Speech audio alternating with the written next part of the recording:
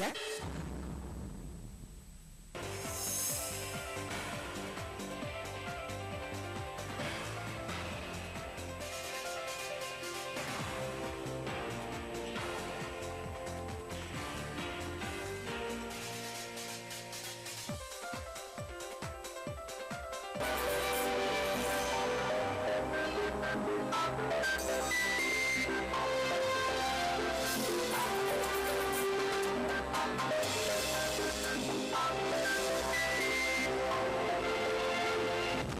On Cbc News Tonight. The government commends EU and its members for support towards climate change. PND Hakainde Hichilema says the government has missed opportunity to create a better environment for the SMEs.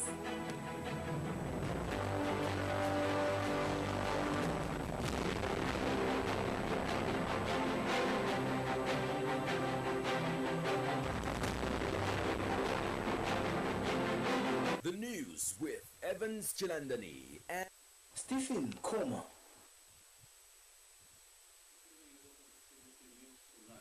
Good evening, Stephen. Good evening, Evans. How are you today? I'm fine. How are you? I'm fine, thank you. Welcome to CBC News Tonight, and we'll begin with a look at local stories. President Edgar Lungu has threatened to fire civil servants who will not adhere to government's programs. He has, however, advised them to resign if they cannot discharge their duties as expected. The head of state said this after he sworn in 3 permanent secretaries and 1 high commissioner to the Federal Republic of Nigeria. Emmanuel Shapi has more in the following report.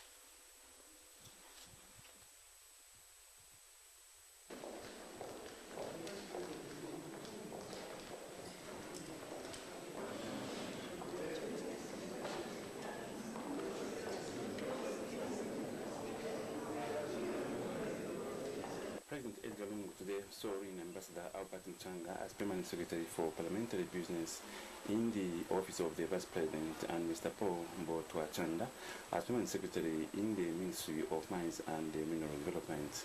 Others sworn in are Bishop Dr. Edward Chomba as Permanent Secretary in charge of Water Development in the Ministry of Energy and Water Development, and the former Deputy Inspector General Dr. Solomon Jerry as High Commissioner to the Federal Republic of Nigeria, respectively. President Lungu says he will fire any civil servant who will not adhere to government programs.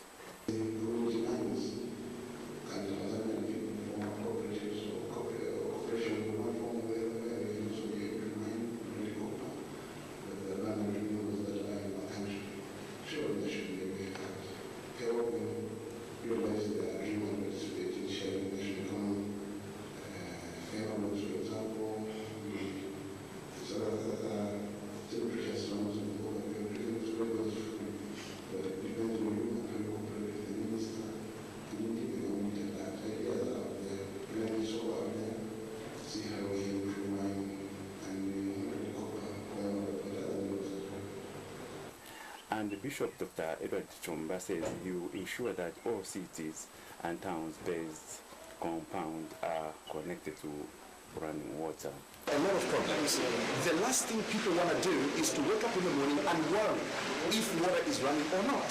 When we have 40% of surface water, why is it that our people don't have water? Capital City, Lusaka, as close as Avondale or Kalingalinga, people, they don't have running water. But it is not just a question of running water, but we've got to make sure that, our little girls, our women, they have not only clean water, but safe water within the close proximity of their homes. That is development.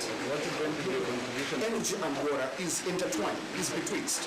Since we do have quite a lot of water in Zambia, hydropower, we will never run away from it.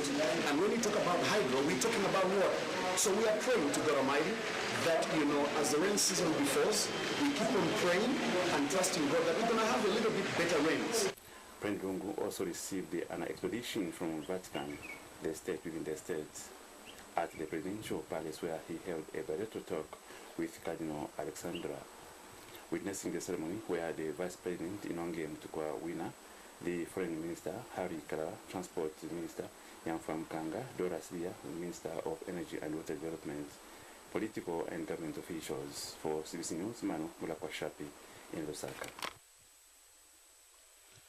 Meanwhile, President Edgar Lungu has urged the Chinese investors to use the opportunity to invest in Zambia. Mr. Lungu adds that he will use his presidential office to ensure that the country's economy is revamped. He was speaking at State House when he received a delegation from China. And Commerce Minister Margaret Mwanakatwe says new Chinese companies will be opened in Mansa, Lusaka and Chisamba. Meanwhile, the Chinese group leader Liu Daogang says China has enjoyed the mutual relationship with Zambia. Several school-going children in Mungwi district have stopped attending classes in preference for caterpillar collection. School authorities have complained that the onset of the caterpillar collection season has resulted in a sharp reduction in the number of pupils reporting for class. This came to light when Mungwi District Commissioner Kaniki Walia visited some selected schools in Iaya, Kalungu and Chamfuvu wards. Chanda Weaya primary school head teacher Moses Mlenga told Mr. Walia only 52 pupils attended class against a total of 702 pupils. At Mwangata Primary School, head teacher Ernest Chisha revealed that school, which has 425 pupils, only 19 pupils were in classes by 0930 hours. The school head teachers disclosed that efforts to engage the community on the issue have failed, as some parents are reportedly encouraging their children to go for caterpillar collection and earn some money.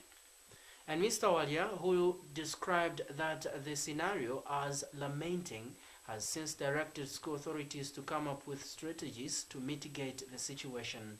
He said there's need to formulate a mechanism that will deter parents and guardians from taking their children away from school. Mr. Walia added that his office and that of the District Education Board Secretary will also consult traditional leaders on how to resolve the matter. This is Cbc News Tonight. Forum for Democratic Process for the Executive Director McDonald Chipenzi says political parties play a pivotal role in sustaining the country's democracy.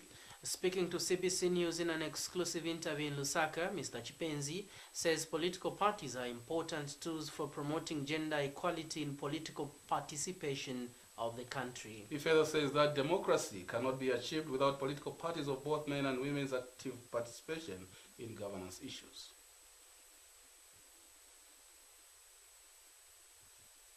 And this meeting will help us see how our political parties can help reduce that gap, because we know that in a multi-party democracy like ours, the political parties play a pivotal role in sustaining our electoral democracy. So without that, it is very difficult, and you cannot talk about gender equality when political parties are left behind. They are the reservoir, they are the necessary base of the participation of both genders in the political process. So this is why we felt that democracy cannot be discussed in a vacuum of.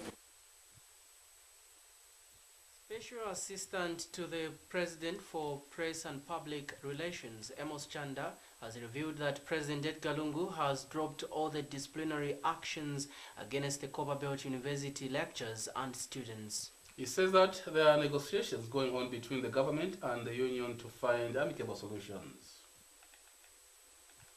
A clergyman of Glory Church in Chadiza district is contemplating to leave his ministry after being lynched for befriending and taking off with a schoolgirl for almost 3 days. Christian Perry was last Thursday linked by the girl's sister and her boyfriend after it was discovered that he had eloped with the named schoolgirl for 3 days. The clergyman was only rescued by good Samaritans from the community who rushed to the scene. The man of God is, however, moving around with a bowed head because of the shame he has brought upon the clergymen in the area. And members of the Glory Church who declined to be quoted said their pastor was present yesterday at church, but that his ego was so slow as compared to other Sundays when preaching. They said a number of people were wondering as to what could have happened to their pastor over the weekend. Quite an interesting story. An interesting story indeed. Coming from Kumawa. Kwatu. We go ahead. The opposition Odini Liberation Party president Mpundu Mwanamwelwa has appealed to Patriotic Front government to take advantage of 18 October as National Day of Prayer and Fasting to heal itself from politics of hatred and violence. This is contained in a press statement made available to CBC News in Lusaka. He says that the PF leadership must tame their tongue and reconcile and focus on national development. He cites the Secretary General Davis Chama and the Deputy Mumbipiri, as well as the government spokesperson Chishimba Kambwili, as the ones boasting of having gifted tongues and gifted speakers. Mr. Mwanamwalwe has challenged them to address issues such as high levels of unemployment, high poverty levels, and street vending. This is CBC News Tonight. Zambia has continued experiencing heavy load shedding, and scores of Lusaka residents have expressed concern at failure by ZESCO in some parts of the city to follow a timetable for load shedding. Meshach Nirongo has more in the following report. Zambia is still dancing to the effects of climate change. In the last 2014-2015 rain season, the country experienced a change in the rainfall pattern. There was delayed rains, partial droughts, many floods, a whole change in the rain cycle. According to the authorities from ZESCO and the government, this has resulted in the low water levels at the Kariba Dam and Kafiwe Gorge. These low water levels has brought about load shedding, which is expected to normalize until the next successive rain season. ZESCO has drawn a timetable for load shedding. This timetable is also sent consumers via mobile phones. Residents of Lusaka have bemoaned the lack of consistency in following the load shedding schedule. Others have appealed to the government to look into the matter.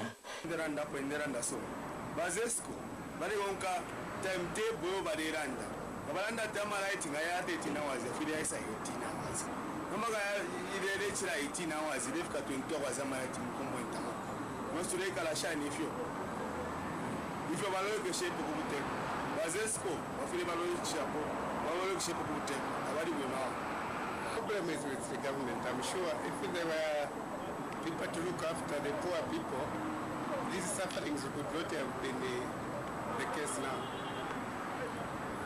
So we are told it's a problem of water or what have you, but at least the government should instruct ZESCO not to give people very awkward situation.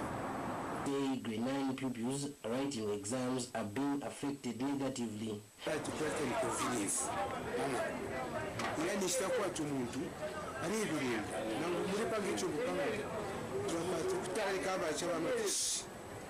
Barebere ngo kumuri bakitanga inconvenience patulabipanga icyuno na gufirimba shingeni yamuri shima fishiri nabo bazisi kwa yabasa kushinya right foot so kajya basanga kwa turi barebere abo bana kurubura kuturi bakombe no fuza so abari bere kushya kushinya abati yaira kumacha. Reporting for CBC News, Meshach Nirongo in Lusaka. Government has commended the European Union and its members for support towards climate action and sustainable natural resources management. Secretary to the Treasury and National Authorizing Officer of the European Development Fund, Fred Sonyamba, also says that the government has initiated programs at district and national levels to enshrine them in development planning.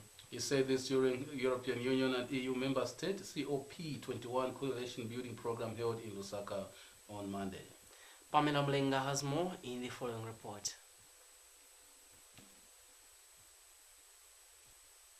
Climate change is a critical challenge for the social, economic, and environmental development of Zambia. This is evident in the 2014 and 2015 poor rainfall patterns, which has resulted into agriculture and energy production slowed down with heavy load shedding.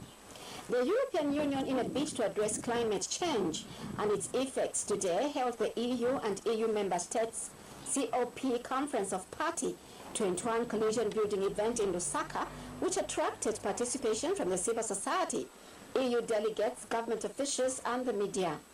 The meeting was also a build-up to the 21st session of the Conference of the Parties, which, under the United Nations Framework Convention on Climate Change, to take place in Paris in December.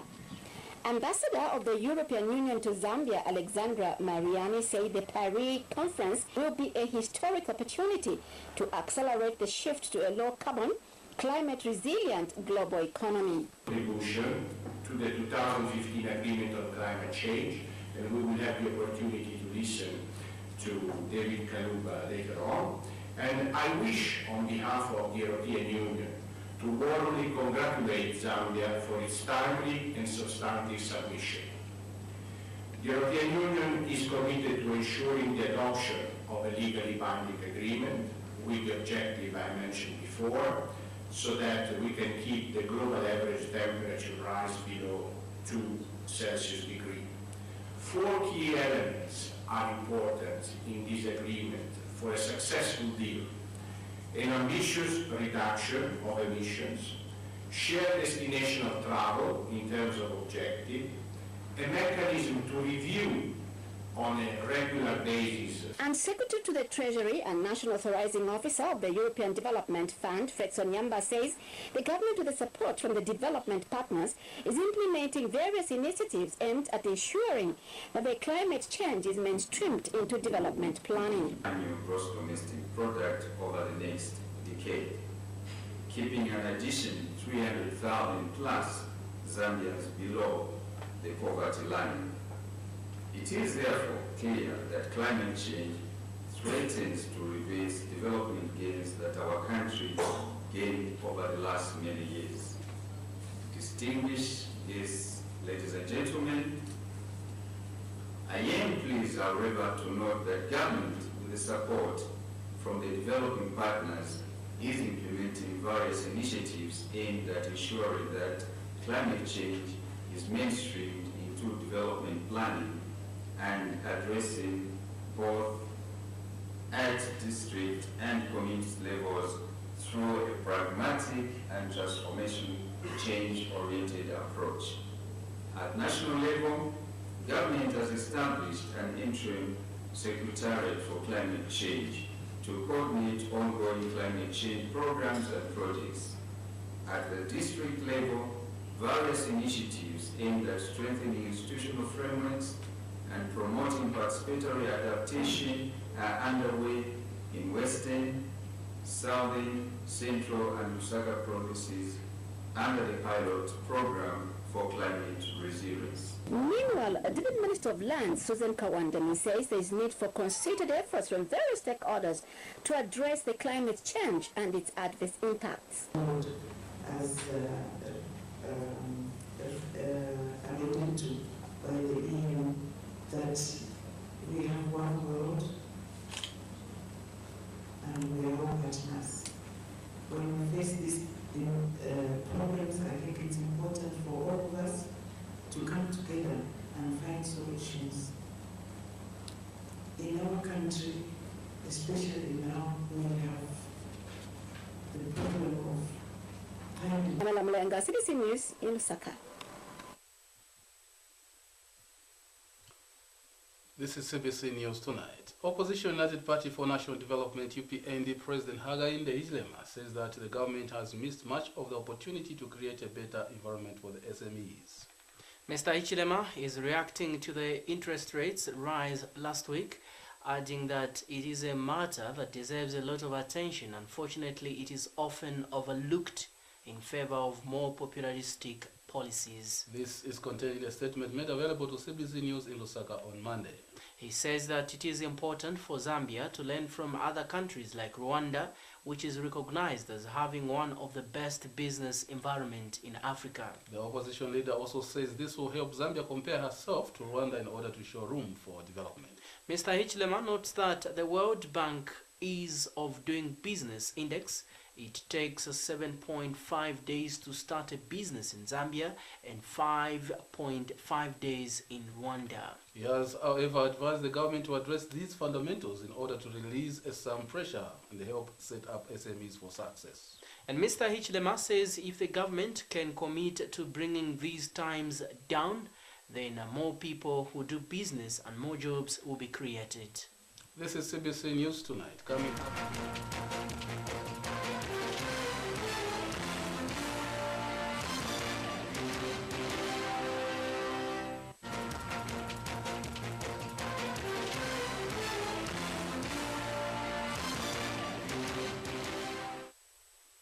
Welcome to the business segment on Cbc News Tonight.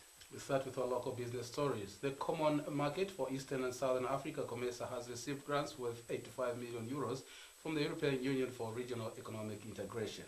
The grants will be used to reduce the cost of cross-border trade through the removal of internal barriers in line with the tripartite agreement, increase private sector participation in regional and global value chains. Other objectives are to improve investment and business climate as well as enhance competitiveness and productivity. EU Ambassador to Zambia Alessandro Mariani said when presenting letters of credence to COMESA Secretary General Cindy Songwenya that the EU and the economic bloc have already started identifying trade-related projects. Mr. Mariani also said the EU has given 600 million euros to COMESA towards infrastructure financing envelope under the Eastern and Southern Africa and the Italian Ocean IO. He said funds will go towards improving connectivity, capacity building, efficiency and resilience of regional infrastructure. At the same occasion, Mr. Ngwenya, however, said the process of finalizing negotiations of the enlarged partial agreement on sport EPAS has also progressed. Mr. Ngwenya said under the EPAS for Comoros, Malawi, Sudan and Zambia have been completed at the technical level pending political approval by member states. We come to the LUSE. Due to the increase in the number of shares recorded on the Lusaka Stock Exchange, turnover has sharply risen from under 200,000 kwacha the previous week to over 3.6 million kwacha last week. Last week, overall trading occurred in 7 firms with a total of 316,598 shares worth 3,628,500 kwacha transacted in 31 trades. According to LUSE weekly report for October 30, 2015, this is in comparison with the 2 trades in which the 7,234 shares worth 158,294 kwacha were transacted the previous week. Of the total trade, national breweries accounted for the bulk of 3,493,863 kwacha, followed by the African Explosives Zambia, which recorded 115,697 kwacha, while Copperbelt Energy Corporation and Standard Chartered Bank registered 9,943 kwacha and 7,342 kwacha respectively. Other firms that participated were Lafarge, Zanaco and Zambia Sugar. However, a share price loss of 1 ngwe was recorded in Standard Chartered Bank. Meanwhile, the LUSE All-Share Index closed the week at 5,772.35 points, down by 0.05 percentage point from the previous week's close of 5,775.19 points. During the week under review, bonds valued at 6,150,000 kwacha were transacted in 4 trades, yielding market value sales of 5,294,140 kwacha. This was compared to bonds valued at 28 million kwacha, which were transacted in 2 trades, yielding market value sales of 21,006,850 kwacha. That marks the end of our local business news. Coming up now is capital market news. We start with Nigeria. Steve. As the nation's capital market settles to absorb the recent shock largely precipitated by a combination of recent regulator sanctions on some listed companies and the flow of unimpressive third-quarter reports. The Nigerian Stock Exchange has disclosed that the 10 top stock broking firms were responsible for transactions worth 71 billion naira in the month of October. The revelation, which was contained in the exchange brokers report for the period under review, was also showed that the trio of Stanbic, IBTC, RentCap Securities and FBN Securities emerged as the top 3 broking firms in terms of value of their transactions on the NSE in the month of October. According to the breakdown given by the NSE, Stanbic IBC topped the trading for the month in terms of value of the shares traded, which was put at 13,512 billion naira, representing 12.65% of the total transactions for the month. In terms of ranking, RentCap Securities came second, pulling transactions worth 12.7 billion naira, amounting to 11.86% of the total value of transactions for the period. It was followed closely by FBN Securities Limited, which handled transactions whose value was put at 12.34 billion naira, which translates to 11.55% of the deals for the period of October.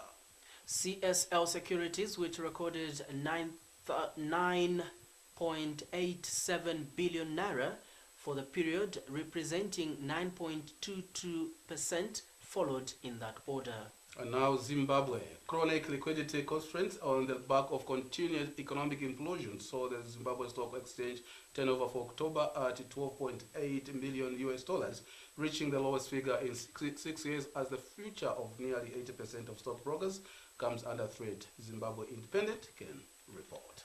The underperformance of the local bourse, a key economic performance barometer, continues to reflect a slowdown in economic growth after total market capitalization eased by 0.8% to 3.6 billion United States dollars from 3.63 billion United States dollars, marking a persistent bearish run for 8 consecutive months.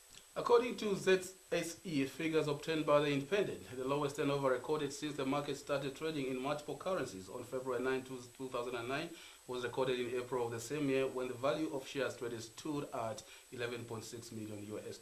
Following a 2-month suspension preceded by unprecedented economic meltdown characterized by runaway hyperinflation and acute foreign currency shortages, the ZSE resumed the trade in 2009 with monthly turnover standing at $2.5 million before registering an increase of $500,000 in March. And now the local equity market. A total of 12,414 shares were transacted in 3 trades on Monday, resulting in a market turnover of 14,455 kwacha. Trading occurred in Mfin and Pamozi. The Luce Oshia Index lastly maintained the previous close of 5,763.75 points as there were no share price movements. The market closed on a capitalization of 64 billion 400 million kwacha, including Shoprite Holdings, and 30 billion 161 million kwacha, excluding Shoprite Holdings. Those are the details on your screen there. And now the most active. MAFS 3 kwacha 41 ngwe, no change. Pamozi 62 ngwe, no change. And now currency news, forex table as provided by Zambia National Commercial Bank.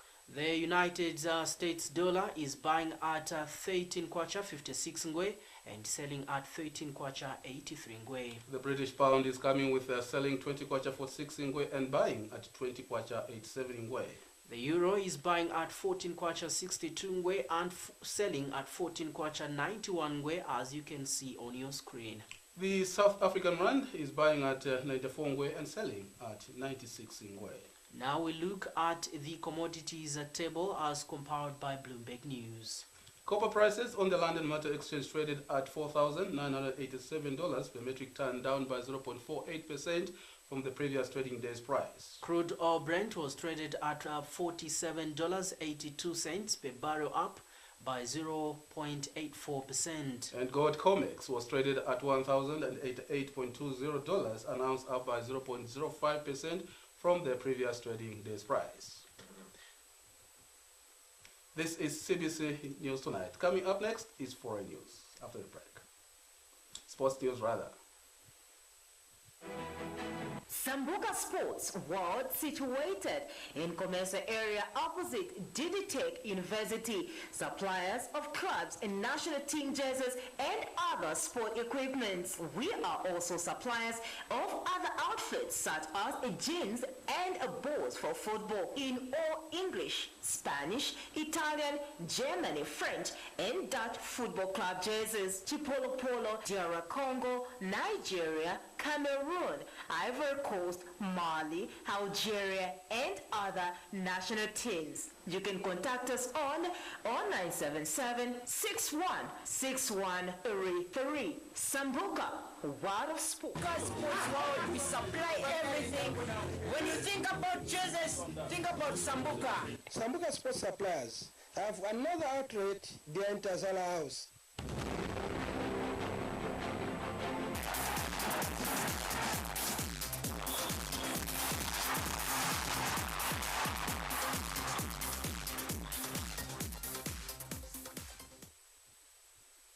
This is CBC Sports News. We start with local sports. Scores of soccer fans have expressed mixed feelings on Chipolo Polo Boys World Cup qualifier against Sudan. Zambia has never beaten Sudan in a World Cup qualifier in Khartoum. Fans say that the sky is the limit to end the unbeaten run and qualify for the maiden World Cup tournament in Russia. More in the following report. Scores of soccer fans in Lusaka have expressed strong opinions on Zambia's preparations ahead of crucial World Cup qualifier against Sudan next weekend. Soccer fans feel that despite losing to DR Congo and Namibia during the four-nation tournament in Angola, Chipolo Polo have what it takes to beat Sudan in their own backyard. Soccer fans had this to say. It's beatable. Zambia can beat Sudan, but what we want is for Wandamina to make some changes. They should use qualified footballers. They should use those who have got experience, like in Besuma. Besuma is now on top form these days. We are hearing him scoring that side. And Namibia has beaten Zambia 3 times. This was the 3rd time Zambia lost during the independence tournament which was held in Angola. It was an embarrassment and a shame. That was the game where Zambia was supposed to showcase their skills. But the team which Wandamina selected to go there, it was not a good team. So he should come back very quickly because we're having a game, I think, next week.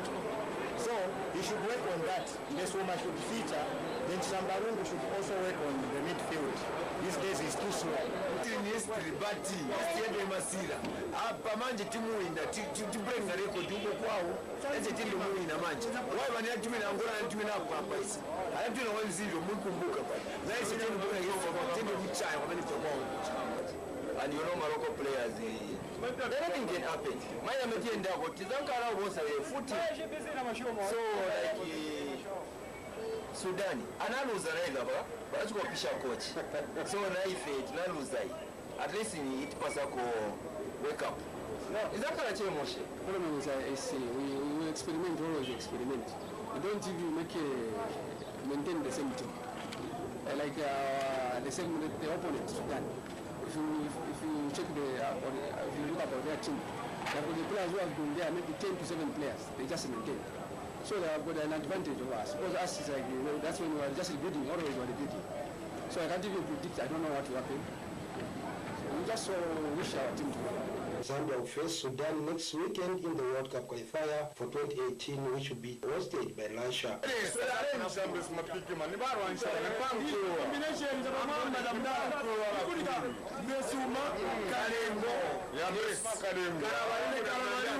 Ludanga Godfrey, CBC Sports in Lusaka. And in foreign sports news, Democratic Republic of Congo, TP Mazembe won the second CAF Champions League under the sponsorship of Moses Katumbi over the weekend.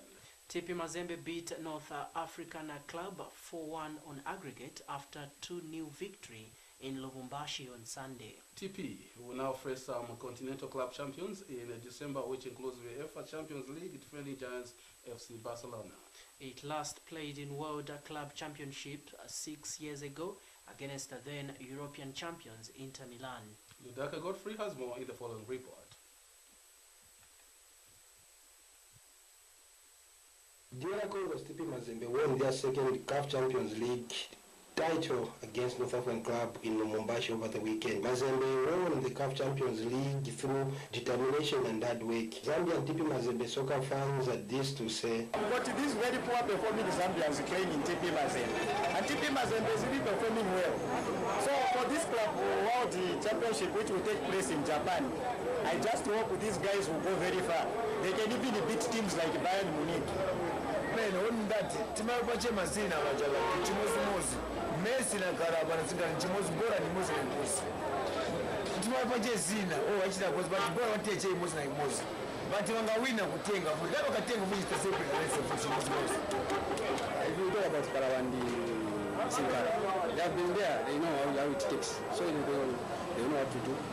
And I've got a hope in them. I know how they can perform. They'll do us proud. They'll carry our flags high that side.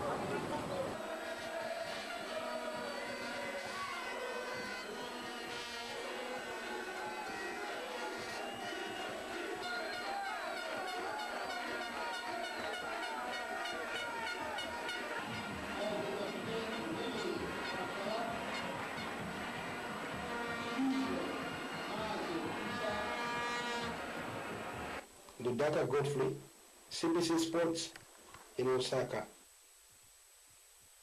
One thing about the Moise Katumbi sponsored TP Mazembe is that we have got a good number of Zambian players that play at that club. The likes of Nathan Sinkala, Renford Kalaba, and many others. It's good to hear that. Indeed. Well, viewers, that's all we had for you on CBC News Tonight. Steve, don't forget to pray for your pastor. Indeed, the pastor from Chadiza. From Chadiza, so that he can stop walking with the heads down. Oh my goodness. Well, thank you so much for watching. On behalf of my colleague Evans Chilandani Mutanshi, I'm Stephen Nkoma, and indeed on behalf of the entire CBC TV News crew, wishing you a good night. We take you back to the headlines. God bless you. Government commends EU and its members for support towards climate change. PND Hakainde Hichilema says the government has missed opportunity to create a better environment for the SMEs.